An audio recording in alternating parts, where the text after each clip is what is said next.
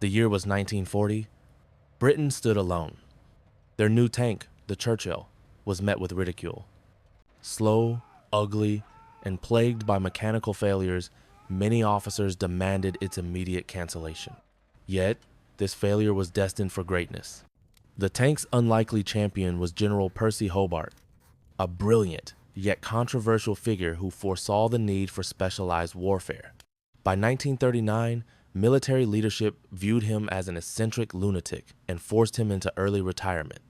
Hobart, the outcast, believed victory required not better guns, but impossible machines to solve impossible problems. But his radical vision was rejected by the establishment. No one would buy into his outlandish dream for mechanized engineering. The moment of reckoning came on the 19th of August, 1942, the disastrous Dieppe raid. Conventional tanks were destroyed or trapped by the German defenses. The stark, undeniable truth was revealed. The standard tank was obsolete. London buzzed with secret meetings. Tanks had drowned in the German trenches. It was here, amidst the crisis, that a young Canadian engineer, Lieutenant J. Denovan, resurrected an ancient, terrifying concept. Denovan's proposal was simple: Fascine's massive bundles of wood. This was not new. The tactic failed spectacularly at the Battle of Cambrai in 1917. Was Britain really going to summon the ghost of a dead strategy? The technical challenge was immense. The Fascine weighed over 2 tons, a 20-foot-long monster of timber. Only the failed Churchill tank, with its heavy armor and unique wide tracks, possessed the strength to carry this burden. A secret unit was born, the 79th Armored Division. General Hobart was recalled from obscurity. He became the brilliant, controversial head of the Hobart's Funnies, a collection of mechanical oddities designed to conquer the European coast. Hobart's team perfected the Fascine at secret engineering workshops across Britain. They transformed the Churchill into the AVRE, Armored Vehicle, Royal Engineer, a logistical marvel that carried the fate of the invasion on its back. The AVRE was now a logistical monster, designed not to fight, but to survive and build.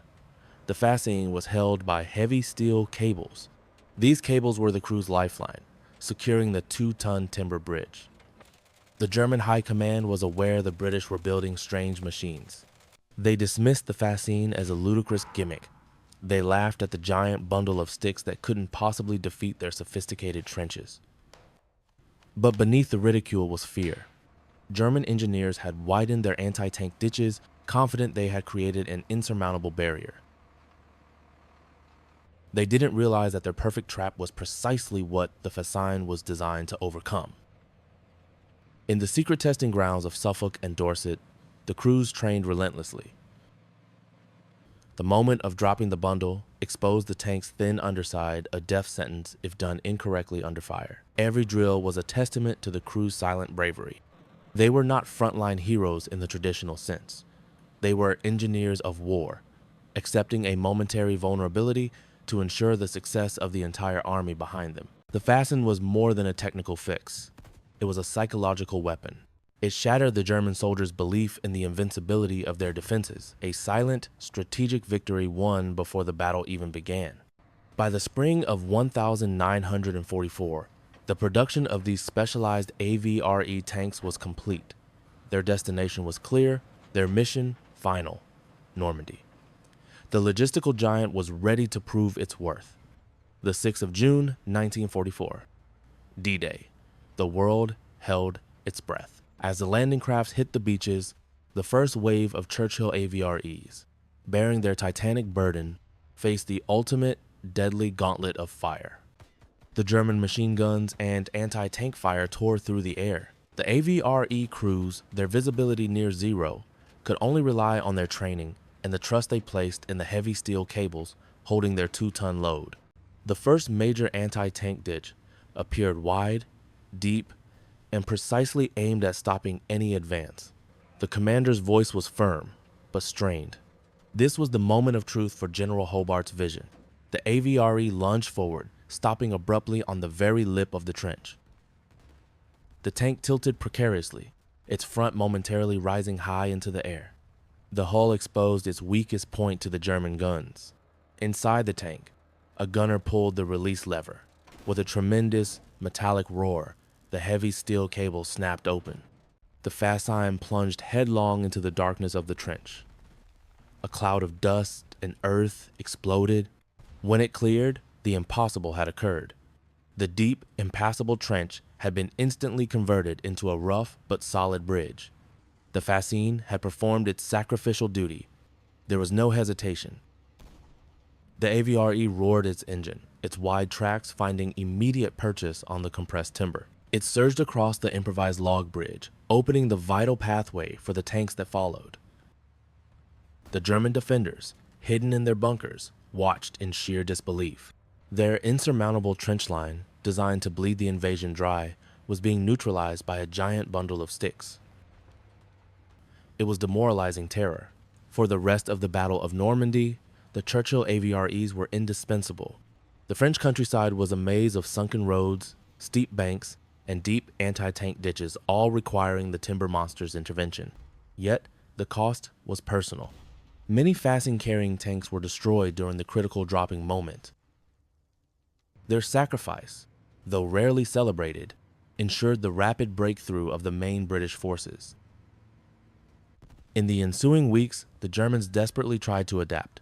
They focused fire directly on the Fascines before they could be dropped, or laid tripwires to prematurely release the load far from the trench. This intense German counterstrategy only proved the overwhelming success of Hobart's design. The enemy was forced to focus their most valuable fire on a 2-ton bundle of wood, a tactical distraction of genius. The Fascine wasn't a weapon, it was a promise.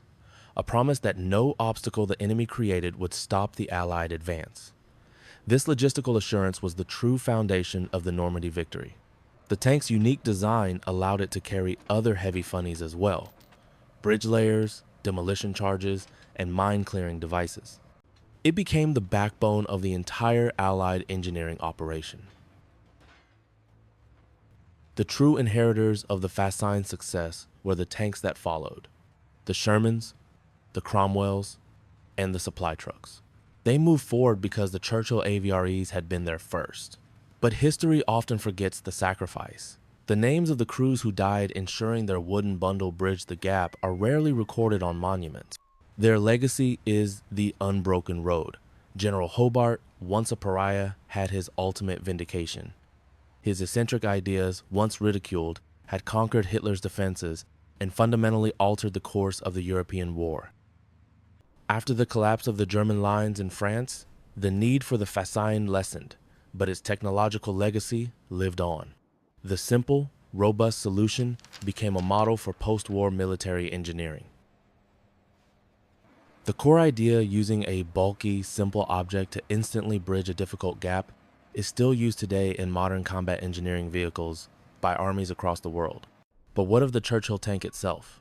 Despite its crucial role, its production ceased shortly after the war. It was seen as outdated, heavy, and too specialized for the peacetime army. The irony remains. The tank that was saved from cancellation by General Hobart's vision was discarded shortly after that vision proved victorious.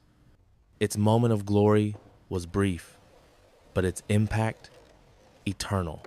Even the defeated German engineers, reflecting on the war, had to admit the genius of the Funnies. They studied the recovered Fascine technology intently, integrating the lessons into their post-war designs. General Hobart himself retired again after the war, receiving due recognition but fading quickly from public memory. His true monument is the fact that his Funnies saved thousands of Allied lives. The history of warfare is often told by the biggest guns and the fastest planes. But the Churchill Fascine teaches a deeper lesson. Sometimes, the greatest victory belongs to the simplest solution carried by the humblest machine. The AVRE's design philosophy to adapt a tank into a tool transformed modern armor doctrine. Tanks were no longer just for fighting. They were platforms for overcoming any challenge the battlefield could present. Today, salvaged Churchill tanks occasionally appear in museums. They look heavy and antiquated. But only those who know the secret can truly see the shadow of that massive, sacrificial wooden bundle on their backs. The Fascine technology remains a powerful, quiet symbol a testament to the ingenuity born from desperation and the ultimate triumph of engineering wisdom over brute force. The story of the Churchill Fascine is the story of Lieutenant Denovan's spark, General Hobart's stubborn belief, and the anonymous crew's courage. A beautiful, flawed, and utterly vital chapter in World War II. It is a reminder that in war, the most dangerous weapon is not always the cannon, but the idea that the enemy simply cannot imagine. That was the power of the logistical giant. The tank was deemed too slow and ugly to survive. The Fascine was deemed too simple and outdated. Together, they proved that true greatness lies not in perfection, but in adaptation and sacrifice. History, like the battlefield, sometimes needs a simple, heavy bridge to cross an impossible gap. The Churchill Fascine was that bridge, the key to unlocking the European continent. The ghost of the 2-ton wooden bundle still haunts the anti-tank ditches of Normandy, a silent monument to the engineering victory that guaranteed the Allied success. The war was won not by tanks alone, but by the soldiers who dared to carry the burden of a forgotten past into the heart of a terrifying future.